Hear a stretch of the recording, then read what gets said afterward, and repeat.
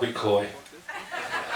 Because I'm so rarely in public that I'm kind of excited by being around the public, or whatever this audience constitutes. So, hello. Good afternoon. As you can see, I've made a vain attempt to sartorially upstage our our main event, but I'm just going to introduce Julian and talk a little bit about what we're going to be discussing today, which is this novel. Julian's debut novel, which I hope you're all aware of. Okay, all right. I'm going to cut this short a little bit because I think we need to get stuck in. Don't you agree, Julian? We agree. Lee and I agreed that we'll get stuck in because there's a chance of being bombarded from the hillside. Okay, so as soon as the Eurythmics come back on stage, we'll sod off. What I'm going to tell you is how Julian and I came together. So in 2007. And I'll illustrate it with these gloves. In 2007, I made contact with Julian by email, and I was hoping he might write for our music journal at the time at Favour called Loops, and he typically blindsided me by saying, "No, I don't want to do that, but I'm writing a novel." And I was like, "Well, God, I wasn't really expecting that." So anyway, a week later, I was sat there in Julian's kitchen in Wiltshire, eating a vegetarian ham sandwich, and over the course of the next 3 hours, I witnessed a soulless performance of what was in the process of becoming this novel, 131. The novel was literally enacted in front of me, and this is how the story went. So it's Sardinia, 2006. Burnt out, drugged up rock star, rock section, veteran of legendary rave band Dayglow Maradona, has returned to the island to discover what happened to his fellow ravers and hooligans who were kidnapped and taken hostage in a fascist cheese factory in Italia 90, the World Cup of Gaz's tears and New Order's world in motion. In Sardinia, rock travels down the 131, the island's only significant highway. Along the way, meeting old adversaries like Judge Barry Herzog, the C.S. Lewis espousing quasi-fascist veteran Dutch hooligan of Slag Van Blowdriver legend. Indie hooligan, the first indie hooligan. His mission? To find out who killed full English breakfast and who ordered the bombings. But this, as you might expect from Julian Cope, was not just a novel. It was a whole world, realised through the prism of fiction. To describe the architecture of this book as a novel, with its many fictional but real bands like Spackhouse Tattoo, Nurse with Mound, Make Fuck, and the Low Countries, and its many other philosophical tributaries on a journey towards compassionate redemption would be far too 19th century. You could file 131 by Julian Cope next to Jonathan Coe and Robert Coover, but it was only telling half the story of the relationship between form, content, and imaginative license as illustrated in these pages. So, Julian, tell us about Rock Section.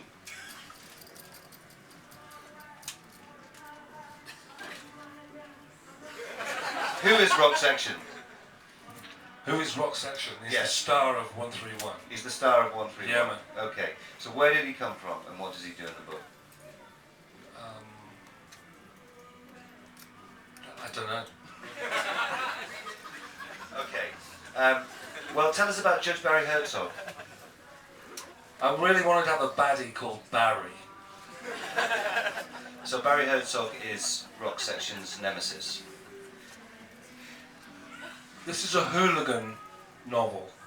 I wanted to write a book about Sardinia. I wanted to write about different worldviews.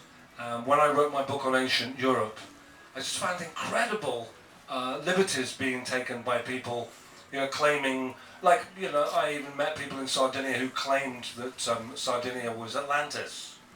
And they would be quite high up archaeologists. And I just couldn't imagine, a major player in English heritage finishing a tour of Stonehenge and going, oh, I actually think this sums up the possibilities that Britain was the centre of Atlantis and ancient London. We wouldn't get away with it. So it was so lawless out there in what I would say the microfolds of Europe, that I thought I'd take advantage of their lawlessness. And that's what the novel is about. It's every dubious worldview that you could possibly see from every enclave, every lost bit of Europe is written, finally threaded into this novel, which has itself been described at times as only being technically fiction. And so, to go back to Rock Section, who is the hero of this novel, what worldview does Rock Section represent to you in the book?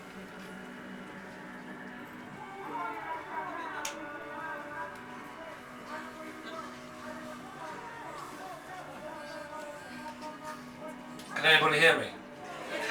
Yeah? Rock Section is, I don't know, I suppose a semi-autobiographical character that really takes advantage of rave. Okay, I tell you what, let's give this a bit of context. Why don't you read the first chapter? Will people be able to hear, do you think? Yes! Okay. So this is Rock... Excuse me taking my gauntlets off. This is Rock Section, the opening of the novel. This is the opening chapter, it's very, very short. It's called This Ain't the Summer of Love. I looked up from the book I wasn't reading and glanced around at the other passengers, all the while raising my butt cheeks as imperceptibly as possible, so as to let off an unprovenanced SBD. My biliousness at 35,000 feet got the better of me, however, and rather than the intended farton, instead a flabby brown thick shake slurried into my leather keg. This was too much even for me.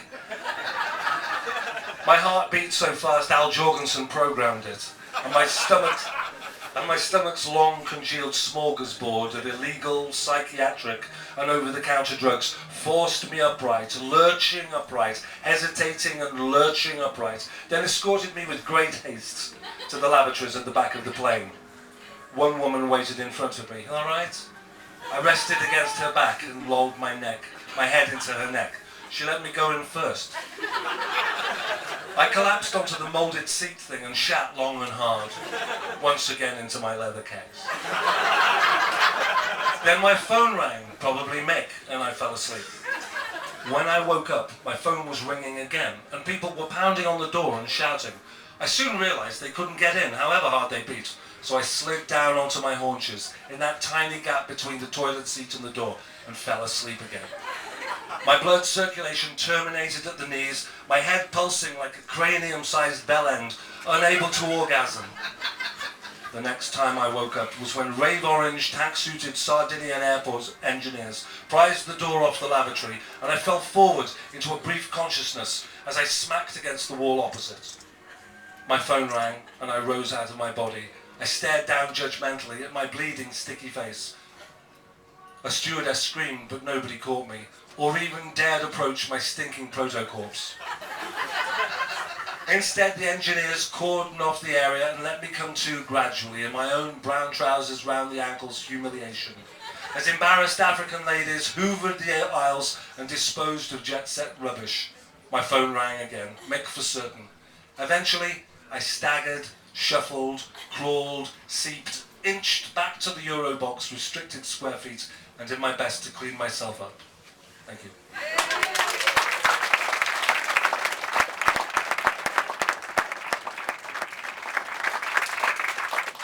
So apart from the leather kegs, there's no similarity between yourself and Rock Section whatsoever? It isn't actually autobiographical. No, there's a distinct difference between memoir and fiction. Though, and this is a good though, one of I've had 3 books translated into Italian, and the Italian translator, he said that he had enjoyed a similar experience. So I think what we got is there's a good chance of me getting this kind of cultural Anglo flavour into Italian mainland consciousness. So just to give people a little bit more of a sense of what the world of 131 is, can you talk a little bit about the status of Jim Morrison? I wanted to write essential books. I have no desire to write a lot of books. I just wanted to write good ones with stories that were pertinent to us, and they had to be new stories. So it's quite a shock to have to admit to myself the only way I could tell this particular story was in fiction. It was daunting. But what I wanted to do was to present almost like a parallel past, a parallel universe where certain things had just been teased and tweezed out of shape, so that where the rave of reality would never have a mix of, say, more than, I don't know, maybe say 9 to 12 minutes. I wanted to add the influence of krautrock via Klaus Schulze and Tangerine Dream, as though they'd been picked up by Ibiza DJs in the mid-80s, and everybody had strung it out, and it was like, well, fuck ecstasy, let's just take lots and lots of mushes.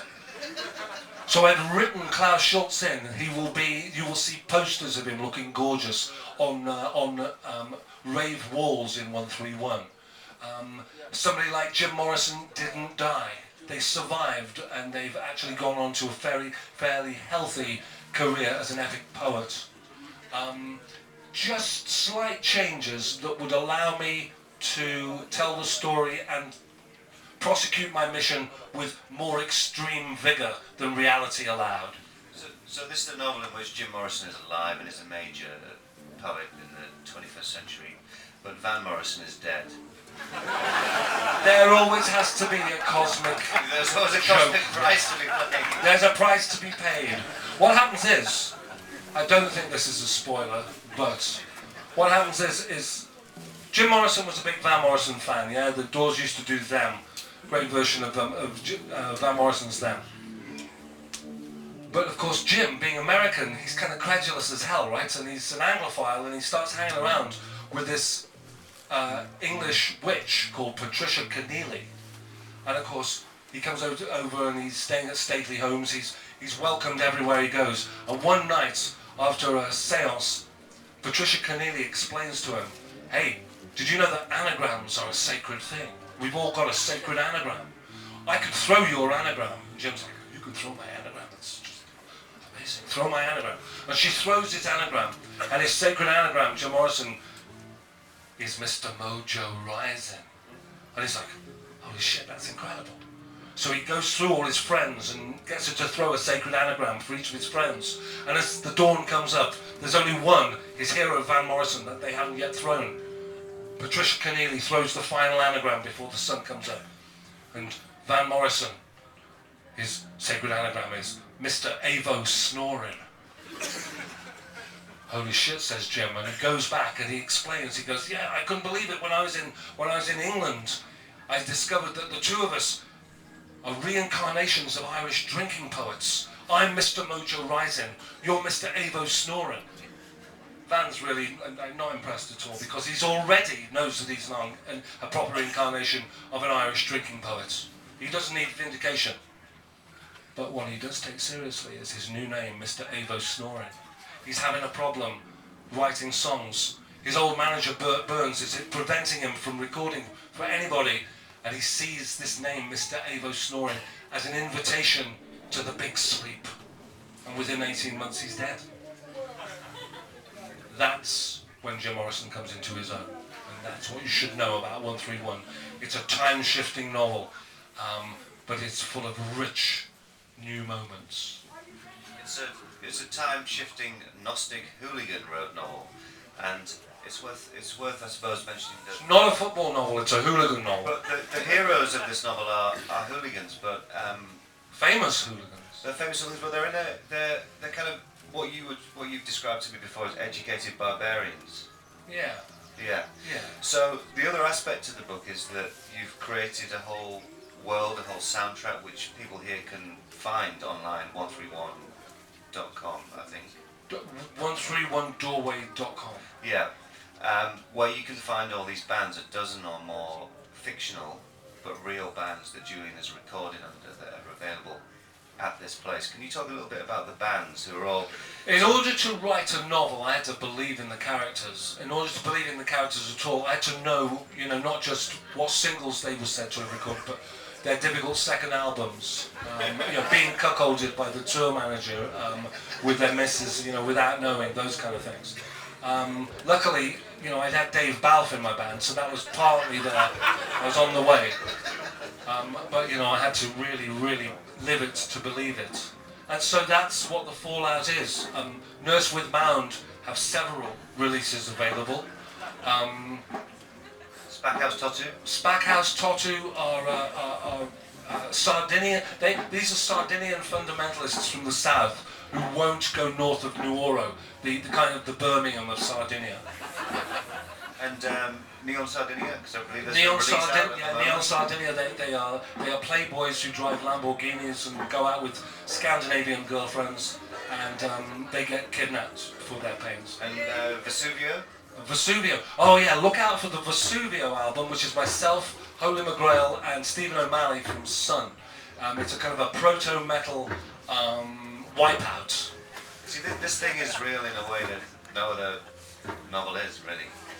The thing is Faber and Faber are venerable, but even they want to release novels with a promotional white vinyl 12-inch single.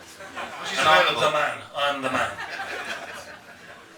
So the other thing that we haven't touched on is rock section. There's a great phrase that Kurt Vonnegut uses in Slaughterhouse 5, which he talks about the main character Billy Pilgrim being spastic in time, and rock keeps disappearing through these doorways and re-emerging in 10,000 BC in rural Ashop, which is, I suppose, Derbyshire in 10,000 BC in Britain. Yeah, the Peak District is a major player in 131. So how did you create that world, the world of 10,000 BC, which of course nobody knows anything about? He goes back to a time where where Britain is still joined to the mainland, where the inundation of the North Sea has not occurred. It really allowed me to just go back to that time. If you visit Stonehenge, you'll see that there are 5 great post holes that were covered by the car park. If you uncover the car park and look at the post holes, they were made by a culture from 10,000 years ago. So I realised that this was a time technically before monuments, but they were going to have the same issues ultimately. So I took it back that far, and I made him into a drug overlord 10,000 years ago. Which is fair enough, because I would have thought that people lived, you know, with extorting pressure from richer people even back then. Hoodwinkers and violent traders. If you're happy to, Julian, I'd like you to finish up by reading the Mick Gubby poem. Okay. But I'd like to ask you one further question first, and then maybe see if there's maybe a couple of questions from the audience. Is this the start of a new career for you as a novelist? Possibly. Do you know what? I'll just say something. Because I'm on a mission to just be coherent,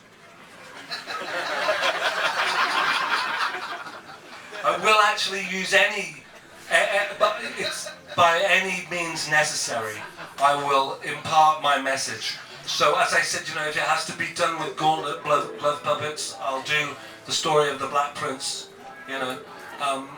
Any way I will get there. It used to be music, it still is music occasionally, and it's now with text and poetry, but if I can get there any way that's more clear, more coherent, I promise you I shall endeavour to continue on my mission. Well, listen, man, I'll keep following you. Thank you for coming.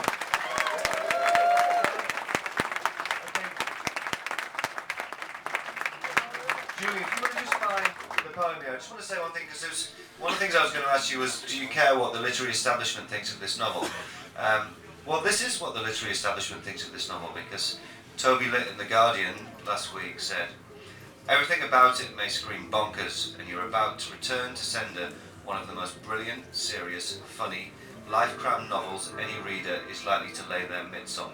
A day-glow memoir of the rave era, a travel guide to Sardinia's 131 motorway, a carefully laid-out counter-argument to C.S. Lewis's Mere Christianity, an eyewitness account of pre-match shenanigans in Italian 90, a sober attempt to extend the visionary legacy of D.H. Lawrence in a comic romp."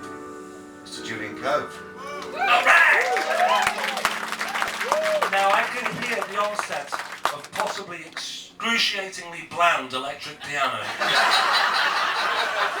Being I know that Little Feet are too old to be over here invited, it could be Randy Van Warmer or one of that ilk. So, if I suddenly disappear, it's because I'm going down lambasting them with one of these, okay?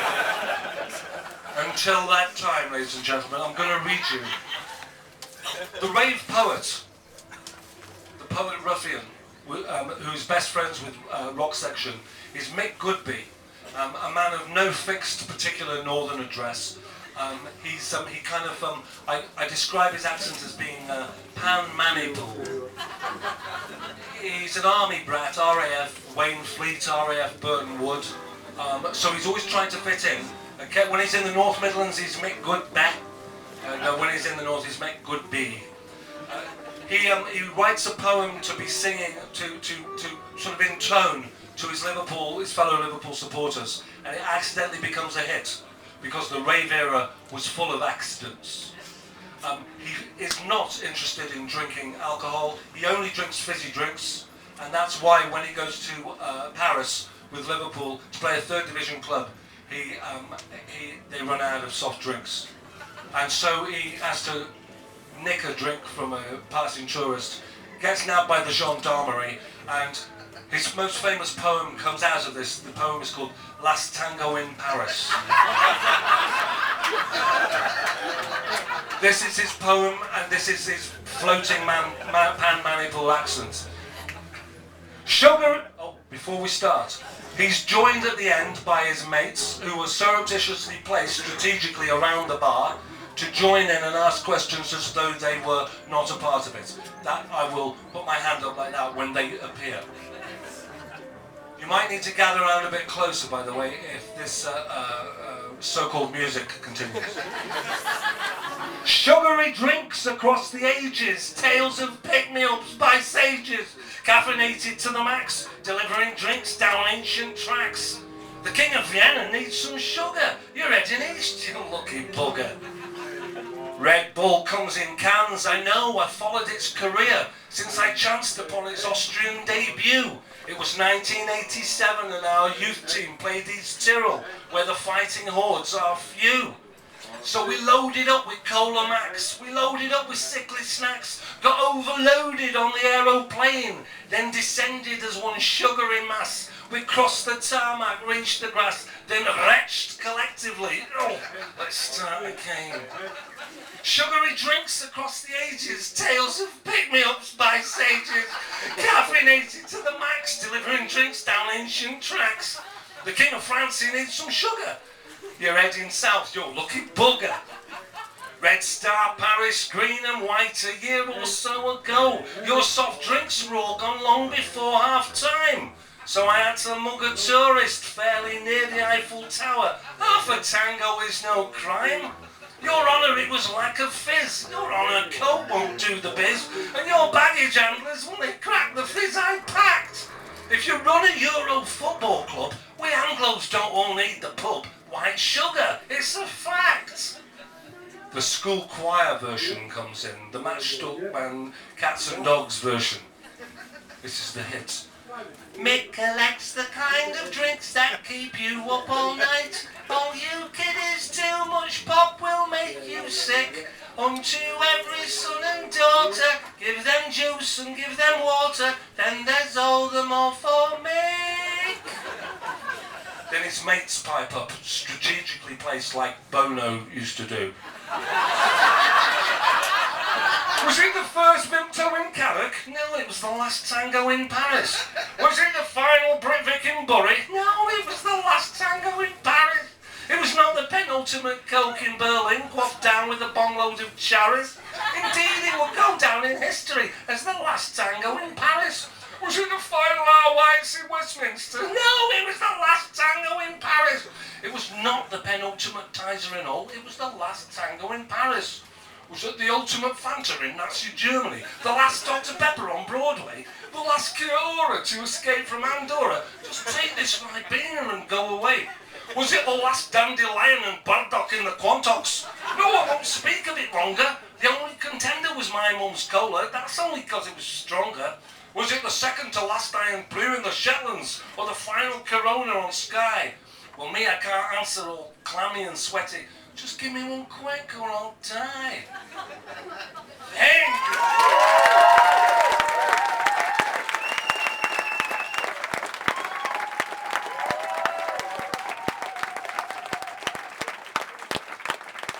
Thank you, ladies and gentlemen. Thank you.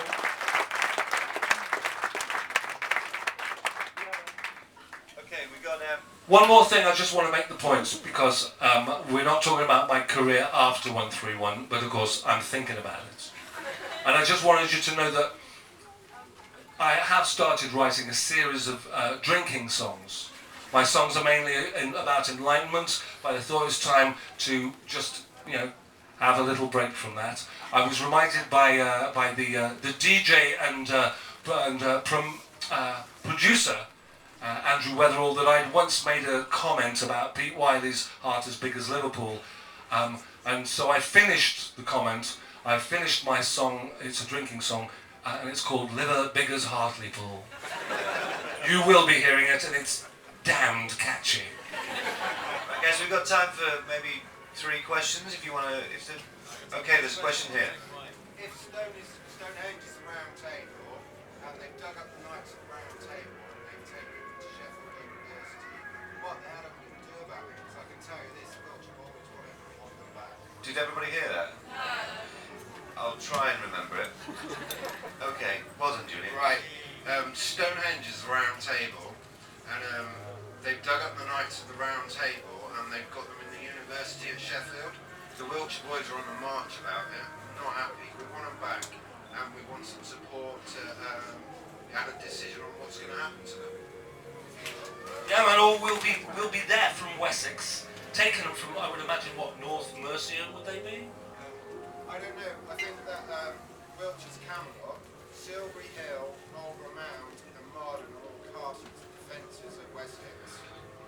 Well, all I can say is I like the cut of your jib, but I want to see it in the text before me. Right, you write it. Eh? But yes, I'll work out a route. I'll work out a route. So am I now. I'm from North Wiltshire. Right, guys, let's have another. Who's got their hands up? There's a guy over here. Okay. Do you want to come here and maybe you can do it here? Are there any more vinyl releases planned for the new album? For the new one, we don't know. The novel. There's a so far that's just a one-off. The Vesuvio one will be on CD. That's on McGrail's label. Neon Sardinia is coming out on Fuck Off and Die at the end of this month. Our mid-price label.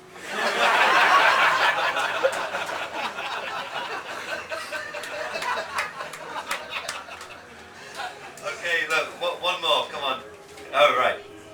If they were to ever adapt 131, would you appear in it? If they were ever to adapt 131, would Julian appear in it? I'd naturally turn it down, but I figure that Madness did quite a job playing themselves. So, yeah, there might be a little place for me. Ladies and gentlemen, thank you for coming. I've organised it that there's going to be a gigantic storm later, so you remember this as being an oasis in the desert. Rock and fucking roll! Julian Cope.